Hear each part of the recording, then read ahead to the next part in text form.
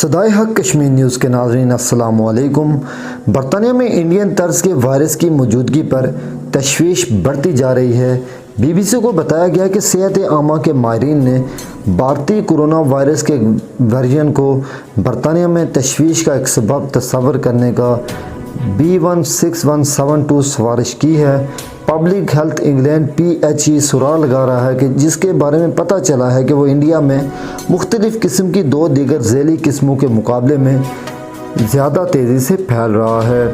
سائنسدانوں نے یہ بھی تسلیم کیا ہے کہ یہ گزشتہ سال کینٹ میں پائے جانے والے متغیر وائرس کے مقابلے میں زیادہ تیزی سے پھیلتا ہے۔ PHE کے ترجمان نے کہا کہ وہ لیک ڈیٹا پر کوئی تبصرہ نہیں کریں گے۔ وائرس ہر وقت تبدیل ہو جاتے ہیں اور اپنے آپ کو مختلف ورژن میں تبدیل کر لیتے ہیں۔ ان میں سے بیشتر تغیرات اہم نہیں ہیں اور کچھ تو وائرس کو کم خطرناک بھی بنا سکتے ہیں، لیکن دوسرے ویکسین کو زیادہ متعدی اور مشکل بنا سکتے ہیں۔ کینٹ جنوبی افریقہ اور برازیل سے تعلق رکھنے والے وائرسز کو برطانیہ میں تشویش کی مختلف حالتوں میں تصور کیا جاتا ہے۔ ان ورژنز کے ساتھ ساتھ ہندوستان کے مختلف شکلوں میں موجود وائرس کی اسپائک پروٹین کے حصہ میں تبدیلیاں آ چکی ہیں جو انسانی خلیوں سے منسلک ہوتا ہے۔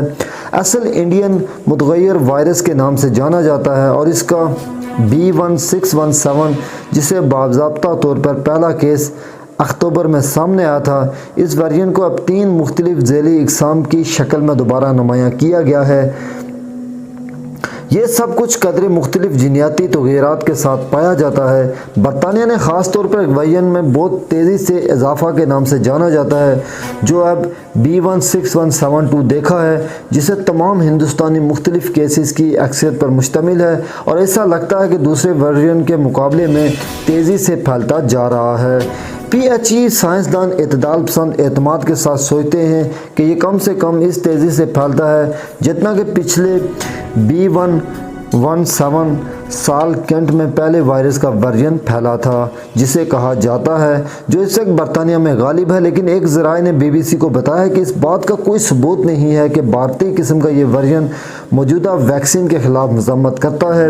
اس میں جنوبی افریقہ کے وائرس میں پائے جانے والے تغیر جیسی کوئی خاصیت نہیں جو E48 کے جانے والے وائرس سے کسی شخص کے مدافعتی نظام کو چکھنے میں مدد مل سکتی ہے اور کورونا وائرس کی ویکسین کتنی اچھی طرح سے کام کرتی ہے اور اس پر اثر انداز ہو سکتی ہے۔ یہ خیال کیا جاتا ہے کہ لندن اور شمال مغرب انگلینڈ میں اعلیٰ درجے کے ساتھ اب 500 سے زیادہ کیسز کا پتہ چلا ہے، جو کہ B1617.2 ممالک میں یہ 28 اپریل تک برطانیہ میں PHE کے ذریعے ضابطہ طور پر درج 202 کیسوں میں تیزی سے اضافہ کی نمائندگی کرے گا۔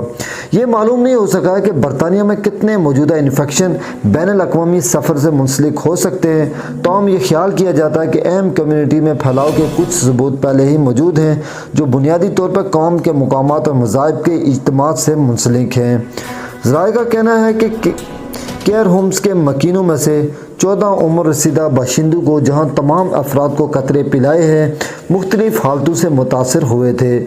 متعدد افراد کو ہسپتال علاج کی ضرورت تھی لیکن شدید بیماری کے لیے نہیں، اور یہ سوچا جاتا ہے کہ اب سب ٹھیک ہو گئے ہیں۔ PHE کے کووڈ-19 واقعہ کے ڈائریکٹر ڈاکٹر ولیم ویلفیئر نے کہا کہ پبلک ہیلتھ انگلینڈ اس صورتحال کی بہت قریب سے نگرانی کر رہا ہے اور ٹارگٹ ٹیسٹنگ اور بہتر رابطے کی نشاندہی کرنے کے سمیت صحت عامہ کی مناسبت مداخلت کی جا رہی ہے۔